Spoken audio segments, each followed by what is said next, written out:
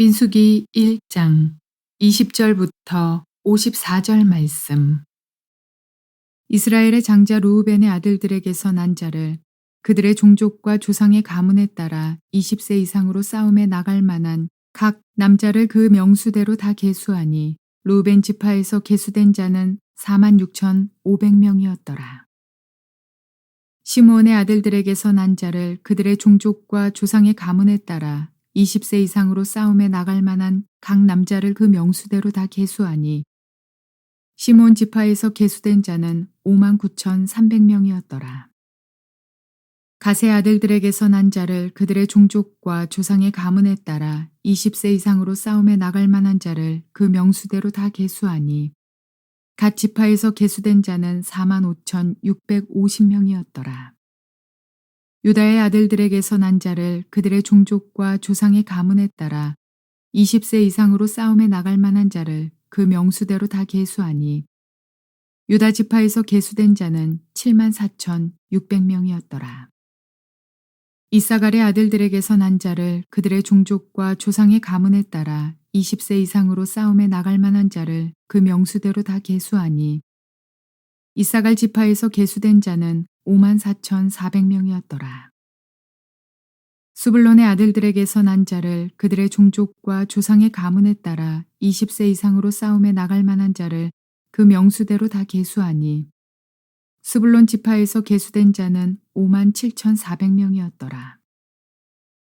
요셉의 아들 에브라임의 아들들에게서 난 자를 그들의 종족과 조상의 가문에 따라 20세 이상으로 싸움에 나갈 만한 자를 그 명수대로 다 계수하니 에브라임 지파에서 계수된 자는 45,000명이었더라. 므낫세의 아들들에게서 난 자를 그들의 종족과 조상의 가문에 따라 20세 이상으로 싸움에 나갈 만한 자를 그 명수대로 다 계수하니 므낫세 지파에서 계수된 자는 32,200명이었더라. 베냐민의 아들들에게서 난 자를 그들의 종족과 조상의 가문에 따라 20세 이상으로 싸움에 나갈 만한 자를 그 명수대로 다 계수하니 베냐민 지파에서 계수된 자는 35,400명이었더라. 단의 아들들에게서 난 자를 그들의 종족과 조상의 가문에 따라 20세 이상으로 싸움에 나갈 만한 자를 그 명수대로 다 계수하니 단 지파에서 계수된 자는 62,700명이었더라. 아셀의 아들들에게서 난 자를 그들의 종족과 조상의 가문에 따라 20세 이상으로 싸움에 나갈 만한 자를 그 명수대로 다 계수하니 아셀 지파에서 계수된 자는 41,500명이었더라. 납달리의 아들들에게서 난 자를 그들의 종족과 조상의 가문에 따라 20세 이상으로 싸움에 나갈 만한 자를 그 명수대로 다 계수하니 납달리 지파에서 계수된 자는 53,400명이었더라. 이 계수함을 받은 자는 모세와 아론과 각기 이스라엘 조상의 가문을 대표한 12지휘관이 계수하였더라. 이같이 이스라엘 자손이 그 조상의 가문을 따라 20세 이상으로 싸움에 나갈 만한 이스라엘 자손이 다 계수되었으니 계수된 자의 총계는 603,550명이었더라. 그러나 레위인은 그들의 조상의 지파대로 그 계수에 들지 아니하였으니 이는 여호와께서 모세에게 말씀하여 이르시되 너는 레위 지파만은 계수하지 말며 그들을 이스라엘 자손 계수 중에 넣지 말고 그들에게 증거의 성막과 그 모든 기구와 그 모든 부속품을 관리하게 하라. 그들은 그 성막과 그 모든 기구를 운반하며 거기서 봉사하며 성막 주위에 진을 칠지며 성막을 운반할 때에는 레위인이 그것을 걷고 성막을 세울 때에는 레위인이 그것을 세울 것이요. 외인이 가까이 오면 죽일지며 이스라엘 자손은 막사를 치되 그 진영별로 각각 그 진영과 군기 곁에 칠 것이나 레위인은 증거의 성막 사방에 진을 쳐서 이스라엘 자손의 회중에게 진노가 임하지 않게 할 것이라. 레위인은 증거의 성막에 대한 책임을 지킬지니라 하셨음이라. 이스라엘 자손이 그대로 행하되 여호와께서 모세에게 명령하신 대로 행하였더라. 자, 오늘부터 시작하여서 여러분과 함께 민수기를 한 장 한 장씩 강해하면서 하나님께서 우리에게 주시는 귀한 음성을 들을 수 있기를 바랍니다. 오늘은 민수기 1장입니다. 전 제목을 광야 교회를 군대 조직으로 재편성한 이유를 아십니까? 라는 제목으로 말씀을 우리가 배우기를 원합니다. 광야 교회란 말을 사용했고 군대 조직이란 말을 사용했습니다.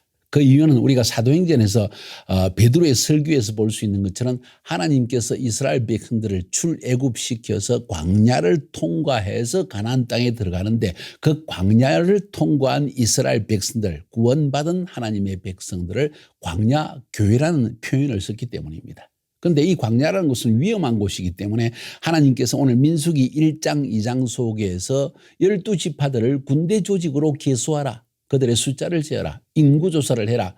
다시 말해서 출애굽한 1세대 백성들을 군대 조직으로 재편성한 사실을 볼 수 있다는 것입니다.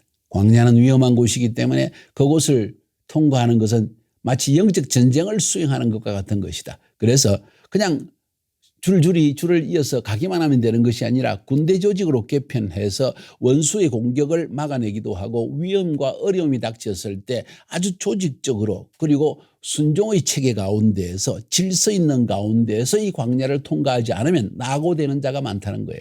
그렇게 했음에도 불구하고 1세대는 다 불순종해서 죽고 말았는데 이 군대 조직마저 없었다면 어떻게 되었을까요?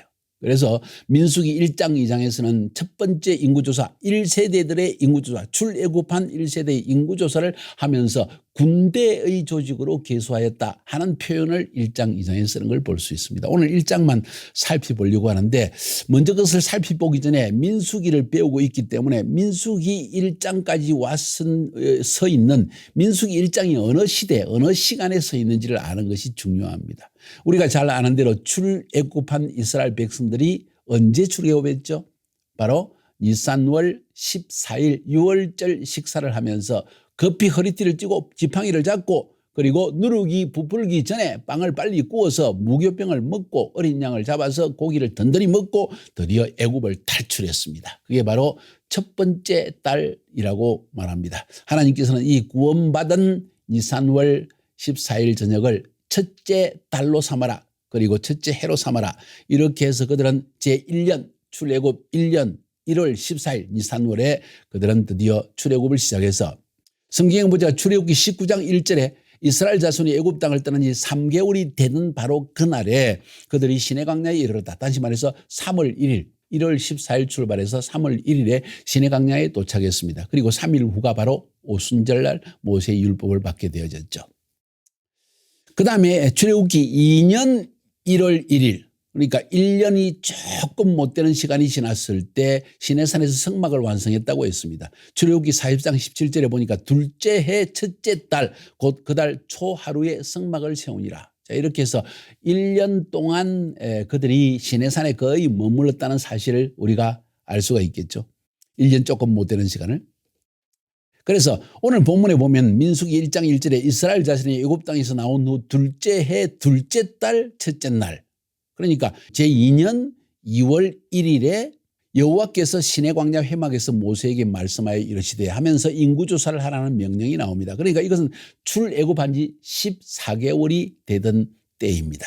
1년이 조금 넘었을 때 하나님께서 성막을 다 짓고 난 다음에 그 다음 달에 한 달이 지나고 나서 이스라엘 백성들에게 이제는 광야를 향하여 시내산을 떠날 때가 되었다. 너희들이 준비해야 된다. 첫 번째 준비가 바로 이스라엘 백성들을 군대 조직으로 재편성하는 일이었다는 걸 볼 수가 있습니다. 그래서 오늘 1장의 구조를 살펴보면 1절부터 16절까지는 이스라엘의 12지파의 인구조사를 위해서 각 지파의 장들, 지도자들을 선정한 이야기가 나옵니다. 17절부터 46절까지는 인구조사의 결과로 각 지파의 인구, 군대로 계수한 숫자 그러니까 20세 이상 남자로서 싸움에 전쟁에 나갈 만한 자들을 계수한 인구가 나옵니다. 47절부터 54절까지는 인구조사에서 레위 지파는 제외됐다고 이야기합니다. 그 레위 지파 대신에 12지파의 요셉의 두 아들 에브라임과 므낫세를 두 지파로 만들어 가지고 12지파를 채워놓고 레위 지파는 하나님의 성막만을 관리하는 지파로서 따로 떼놓습니다. 이게 레위 지파의 역할이었습니다. 자, 그래서 오늘 1절부터 4절까지를 먼저 한번 읽어볼까요? 제가 말씀드린 것을 우리가 정확히 알기 위해서 이스라엘 자손이 애굽 땅에서 나온 후 둘째 해 둘째 달 첫째 날 출애굽한 지 14개월째가 시작되는 날에 여호와께서 시내 광야 회막에서 모세에게 말씀하여 이르시되 너희는 이스라엘 자손의 모든 회중 곧 남자의 수를 그들의 종족과 그 조상의 가문에 따라 그 명수대로 계수할지니 이스라엘 중 20세 이상으로 싸움에 나갈 만한 모든 자를 너와 아론은 그 진영대로 계수하되 싸움에 나갈 만한 다시 말해서 군대 조직으로 표현했다는 거죠. 2장으로 넘어가면 각 지파들을 군대의 수요대로 계수하였다는 이야기가 계속 나옵니다. 자, 4절에 각 지파의 각 조상의 가문의 우두머리 한 사람씩 너희와 함께하게 하라. 다시 말해서 지파의 책임자 한 명 한 명을 모아가지고 12지파의 대표자를 모아가지고 드디어 인구조사를 하게 된 이야기가 나옵니다. 회막에서 말씀하셨다. 다시 말해서 법계 가운데서 하나님께서 말씀하셨다는 그런 이야기입니다. 왜 군대 조직을 말씀하셨을까요?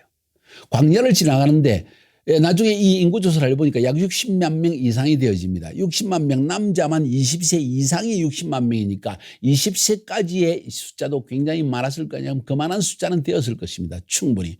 그럼 벌써 100만이 넘지 않습니까? 여자의 수요는 어떡합니까? 아마도 거의 200만에서 300만 되는 인구가 이 광야를 통과해야 되는데 이게 무슨 큰 대형 버스가 있는 것도 아니고요.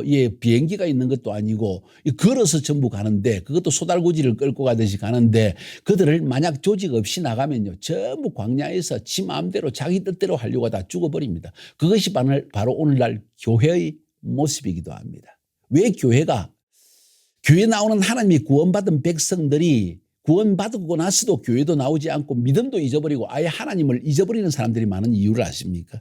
군대 조직이 없기 때문입니다. 군대 조직이 좀 무섭게 느껴지죠? 너무 강하게 느껴지죠? 그렇지 않습니다. 이것은 조직이 필요하다는 것입니다. 어떤 조직이냐? 질서가 필요하다는 것입니다.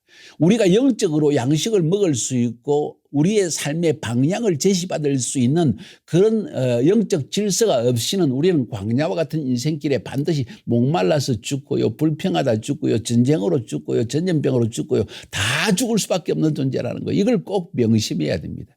교회의 지도자 목사님들은 이 사실을 분명히 알아가지고 교회를 할 수 있는 대로 모든 백성들을 영적으로 깨어 있어서 광야를 통과할 수 있는 백성으로 만드는 준비를 해야 된다는 것이 굉장히 중요합니다. 쉽게 이야기해서 영적 전쟁에 대비해야 되기 때문에 전쟁적인 용으로서 군사 조직을 갖출 필요성이 있다는 것입니다. 뿐만 아니라 신속한 영적 이동을 위해서 신속한 계시의 전달을 위해서 비전의 전달을 위해서 삶의 목표의 전달을 위해서 이와 같은 군사 조직이 필요했습니다. 그뿐만 아니라 사실은 제가 이런 제자화로서 이 G12 사역을 해보면서 느끼는 것이 이 조직이 없으면요. 영적인 멘토링이 불가능합니다. 12명 멘토링하는 건 너무 어렵습니다. 예수님이 12명의 제자를 멘토링했다는 것은 기적과 같은 사실입니다. 실제로 제가 12명의 제자를 그보다 더 많은 제자를 1세대 제자를 데리고 그들과 사역을 해보니까요. 12명 관리하기가 너무 힘듭니다. 그래서 예수님은 어쩌면 베드로, 야고보, 요한 3명의 수지자를 선택해가지고 그들 중심으로 주님이 하고자 하는 일을 전하지 않았는가. 그리고 그 3명이 또 다른 3명들에게 그래서 12명에게 이 하나님의 계시의 음성이 전달되지 않았는가 생각도 하게 되어집니다. 쉽게 이야기해서 이 군대 조직이라는 것은 모세 그리고 12지파의 장, 각 장들은 그 같은 지파 안에 있는 가문의 리더들 이렇게 해가지고 아마도 그 명령체계 혹은 하나님의 계시의 음성이 신속하게 전달될 수 있게 하기 위해서 이렇게 한 것이 아닌가 생각을 하게 되어집니다. 저는 사역을 해오면서 이렇게 해서 소수의 그룹들을 예수님은 12지자이고 또 모세는 12명의 각 지파의 장들을 데리고 광야를 통과하지 않았습니까? 그와 마찬가지로 우리도 하나님의 사역을 위해서 이렇게 헌신된 12명의 제자를 데리고 나아갈 때 이 제자 한 명 한 명을 만나서 그들을 멘토링하는 그런 시간이 얼마나 중요한지를 배우는데 만약에 교회 안에 목회적 차원에서 우리가 수많은 성도들을 동일하게 다 다루기 시작하고 나에게 어떤 12제자와 같은 이런 어떤 군사적인 조직이 없다고 할 경우에 사실은 담임 목사님 한 명은 설교만 하고 있지 한 명 한 명을 멘토링하는 일은 불가능하다는 사실을 발견합니다. 저는 그래서 이와 같은 민수기에서 나타난 인구조사를 통해서 모세 그리고 12지파의 지도자, 12지파의 지도자들이 또 가문별로 지도자들을 만나는 이 일들이 멘토링의 시스템이 아닌가 하는 사실을 발견하게 되어집니다. 저는 나이가 들어갈수록 사역을 해나갈수록 점점 1대1로 만나고 1대3으로 만나가지고 그들의 사역에 대한 이야기를 구체적으로 듣고 구체적으로 멘토링 해주며 그리고 그들의 가정의 문제들, 개인의 문제들을 1대1로 만나가지고 멘토링하는 이것이 얼마나 중요한지를 깨닫습니다. 저는 어느 교회 가서 대형 교회에서 집회를 하는 것보다도 담임 목사님을 만나가지고 그분에게 있는 삶의 문제와 사역의 문제를 듣고 그것을 멘토링 해주는 것에 더 큰 보람을 느끼고 그렇게 했을 때 그 지도자가 더 큰 은혜를 받는 것을 발견하게 되어집니다. 이런 과정들이 필요하기 때문에 하나님께서 이 군대 조직으로 이들을 개편하라는 말씀을 하신 게 아닌가. 그래서 오늘날의 교회는 이런 영적 질서가 필요하다고 생각합니다. 그래서 제 밑에는 우리 교회 안에 남성 12지자, 우리 사모는 여성 12지자, 또 청년 12지자는 저와 아내가 함께 다루면서 그들을 1대1로 만나기도 하고 전체 12제자를 만나기도 해가지고 그들에게 사역의 비전도 던져주고 그 개인을 또 따로 만나가지고 그들의 부부를 따로 만나가지고 그들의 삶에 일어나는 문제, 갈등들, 주님께 헌신하고 싶은데도 하지 못하는 근본적인 이유들 이런 것을 듣고 또 그들의 삶에 적절한 멘토링을 그들 수준에 맞게 해주는 이런 멘토링의 사역을 점점 더 많이 하고 있고 어찌 보면 약 80% 이상의 사역이 저는 그 사역이라고 볼 수 있습니다. 물론 주일 예배도 인도하고 그리고 매일 새벽기도 인도하지만은 낮 시간에 할 일이 없지 않습니까? 물론 말씀도 준비해야 되지만 오히려 그들을 저희 사모는 지금 매일 점심때마다 G12의 리더들 한 명 한 명을 따로 만나고 또 그들에게 혹시 문제가 그들을 제자들 가운데 문제가 있을 때는 그 리더의 제자들과도 또 만나가지고 하는 이런 시간 멘토링의 시간을 매일 가지고 있다는 식사를 하면서 점심 식사를 하면서 하고 있고 저녁 식사 시간에 또 그들의 그 리더들의 제자들을 만나가지고 또 멘토링하는 이런 작업을 지금 계속해 나가고 있는데 얼마나 보람이 있는지 모릅니다. 이런 그 멘토링의 시스템이 구축되지 않으면 성도들이 저 밑에 있는 성도들은 아무에게도 자기의 문제를 가져와 말할 수가 없습니다. 전부 다 담임 목사에게 가져옵니다. 마치 모세가 200만 300만 되는 인구들의 문제를 재판하기 위해서 앉아있고 하루 종일 지쳐가지고 어쩔 줄을 모르는 그런 모습을 마치 지금 오늘 교회에서도 볼 수 있다는 거예요. 얼마나 어불성설입니까? 만약 이런 군사와 같은 조직이 없다면 오늘날 교회도 이와 같이 아마 담임 목사는 너무 지쳐가지고 쓰러질 수밖에 없고 그렇지 않으면 완전히 그런 사역은 아예 하지 않고 설교만 하는 사역으로 전락하지 않겠는가. 그래서 성도들은 그들의 삶의 문제를 사실 가져갈 데가 없는 것이죠. 이런 어려움들이 있다는 것을 저는 깨닫게 되어집니다. 자, 근데 중요한 사실은 오늘 2절부터 16절까지 해서 각 지파별로 선발된 지도자들의 이름을 살펴보면 놀라운 사실을 발견할 수 있습니다.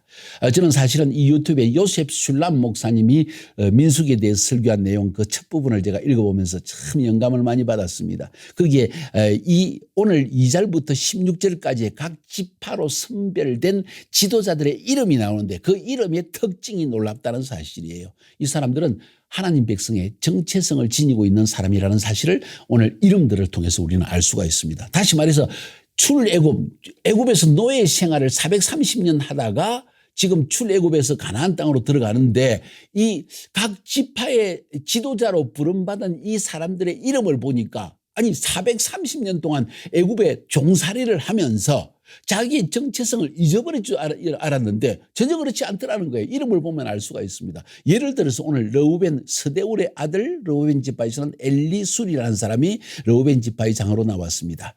엘리술이라는 것은 여호와는 나의 반석이라는 뜻이고 그 아버지가 스데울인데 스데울은 전능자는 나의 빛이다. 엘샤다이는 나의 빛이다 하는 뜻이라는 거예요. 이게 무슨 이야기예요? 이름은 자기의 정체성을 나타내는 것이죠. 그런데 430년 애굽의 종살이를 하면서도 정체성을 잃지 않고 있었다는 거예요. 여러분 인생살이를 하면서 광야와 같은 인생살이를 하면서 여러분의 삶의 하나님 안에서 정체성을 잃지 않고 있습니까? 여러분 광야의 삶을 살고 있는 우리가 정말 하나님의 정체성을 잃지 않고 살고 있습니까? 하나님께서 여러분에게 주신 정체성을 잃지 않고 살아가고 있냐는 거예요. 이스라엘 백성들은 430년 동안 애굽에서 종살이를 하면서도 자기의 정체성을 잃지 않고 자기의 이름 속에 자기의 정체성을 가진 이름을 가지고 하나님에 대한 이 믿음을 지켰다는 사실을 볼 수 있다. 르우벤만 그런 게 아니라 그다음에 이 이제 이름이 특별히 알 수 있는 이름만 들어보면 유대 지파의 암미나답의 아들 나손, 나손은 사실은 교활하다는 뜻인데 교활하다, 영리하다는 뜻으로 볼 수도 있고 그 아버지는 암미나답인데 암미나답은 내 백성은 자비롭다. 하나님의 은혜로 자비가 풍성한 백성이다. 이런 의미로 되어집니다. 정체성이 있죠. 이사갈은 수알의 아들 나단이다. 나다넬은 나다나엘이라는 뜻입니다. 이것은 나다나엘, 마티아투, 마테, 요한 이런 그 히브리석 이름 나타나엘과 마테와 요한 이 모두 다 하나님의 선물이라는 뜻입니다. 정체성이 보이지 않습니까? 서불론 볼까요? 헬론의 아들 엘리압이랬습니다. 엘리압은 하나님은 나의 아버지. 에브라임 지파의 암미옷의 아들 엘리사마는 하나님이 나를 들으신다. 암미옷은 내 백성의 영광이다. 므낫세 지파의 버다솔의 아들 가말리엘은 하나님이 나에게 은책을 보이셨다. 버다솔은 내 구원의 반석이시다. 이런 지금 전체 이 12지파의 지도자로 부름받은 인구조사를 위해서 지파의 장으로 부름받은 사람들의 이름을 보니까 지금 430년 동안 애굽의 종세를 하면서도 자기의 하나님의 백성으로서의 정체성을 잃지 않고 자기 이름 속에 하나님의 자기의 정체성을 담고 있었다는 거예요. 광야를 살아가는 이 광야를 통과하기 위해서 부름받은 사람은 이런 정체성을 가진 사람이라는 사실을 보여주는 것이죠. 여러분은 어떤 정체성을 가지고 있습니까? 아니면 정체성이란 것 자체도 모르고 그냥 세상이 시키는 대로 일반 사람들이 사는 대로 그냥 돈 벌고 성공하고 출세하고 이런 것으로 만족하며 살고 있습니까? 그렇다면 하나님이 사용하기 참 힘든 것이죠. 하나님 안에서 분명한 정체성이 없는 사람은 결국 세속에 이끌려서 세상 사람들이 추구하는 그대로 살아가게 돼 있다는 것이에요. 자, 이것이 이제 오늘 본문에서 맛볼 수 있는 매우 중요한 하나님의 음성이라 볼 수 있습니다. 군대 조직이라는 것, 광야교회는 군대 조직이라는 것. 그 군대 조직의 장들은 하나님 백성으로서의 정체성을 분명하게 지지고 있는 사람들이었다는 사실. 17절부터 46절까지는 결국 지파별 인구조사를 한 이야기가 나옵니다. 여기서 인구조사할 때는 각 진영별로 그러니까 르우벤 진영, 유다 진영, 에브라임 진영, 단 진영 왜 이런 표현을 썼습니까? 성막을 중심으로 네 진영으로 나눠가지고 그것은 진을 치고 나갔습니다. 르우벤 진영에서는 르우벤, 시므온, 갓, 유다 진영에서는 유다, 이사갈, 스불론, 에브라임 진영에서는 에브라임, 므낫세, 베냐민, 단 진영에서는 단, 아셀, 납달리 이렇게 세 지파씩 동서남북으로 성막을 중심으로 해서 그들 이동해 나갔기 때문에 그 진영별로 인구조사한 결과를 이야기하는 것이 17절부터 46절이라는 거예요. 총 합계가 60만 3,550명이었다는 이야기가 나옵니다. 마지막으로 47절부터 53절까지에서는 레위 지파에 대한 이야기가 나옵니다. 이스라엘 민족들의 인구조사를 할 때 레위 지파는 그 개수에 넣지를 않았습니다. 왜냐하면 그들은 전쟁에 나가는 자들이 아니라 하나님께 예배를 담당하는 자, 하나님의 임재를 담당하는 자, 하나님의 기름 부음을 담당하는 자, 하나님의 계시를 담당하는 자로서 특별히 하나님께 속한 지파였기 때문입니다. 그들은 증거의 성막 그러니까 회막에 대해서 책임지는 사역을 했습니다. 성막과 그 안에 있는 기구를 운반하는 일을 하고 외인이 성막에 가까우면 죽여버리고 레위는 증거의 성막 사방에 진을 쳐가지고 이스라엘 자손의 회중에게 진도가 임하지 않게 성막을 딱 보호하는 그런 역할을 접근하면 발포합니다. 이런 식으로 레위 지파가 쓰임받았다는 사실을 볼 수 있습니다. 오늘날 레위인이 누구입니까? 바로 우리입니다. 그리스도 안에서 모든 성도들을 하나님은 제사장으로 부르셨다고 했습니다. 베드로전서 2장 9절 지루하지 않습니다. 이것은 우리가 꼭 명심해야 될 우리의 정체성입니다. 그러나 너희는 택하신 족속이요 왕같은 제사장들이요 거룩한 나라요 그의 소유가 된 백성이니 이는 너희를 어두운 데서 불러내어 그의 기이한 빛에 들어가게 하신 너희 아름다운 덕을 선포하게 하십니다. 우리는 왕같은 족속이다. 택함받은 민족이다. 이게 바로 여러분과 저의 정체성이라는 거예요. 세상 가운데 광야와 같은 세상에 살고 있지만 우리는 이 정체성을 잃지 않고 영적 전쟁을 수행하는 자로서 우리는 정체성을 지니고 살아가야 된다는 사실을 오늘 본문은 말하고 있습니다. 마지막에 보니까 54절에 이스라엘 자손이 그대로 행하되 여호와께서 모세에게 명령하신 대로 행하였더라. 참 중요한 이야기 아닙니까? 하나님 말씀이 순종하는 질서에 순종하는 군대로 부름받은 자는 대장 되신 예수님께서 말씀하신 대로 아멘하고 순종하여 달려갈 때만 영적 전쟁에서 광야와 같은 위험을 이겨내고 원수의 공격을 막아내는 위대한 일을 감당할 수 있다는 거예요. 바로 여러분과 제가 그 일로 부름받은 사실을 아십니까? 강요하교회를 왜 군대 조직으로 재편성한지를 이제 여러분은 알 수 있겠죠. 이것이 1장의 핵심적인 하나님의 음성입니다. 승리하시기를 주의 이름으로 축복합니다.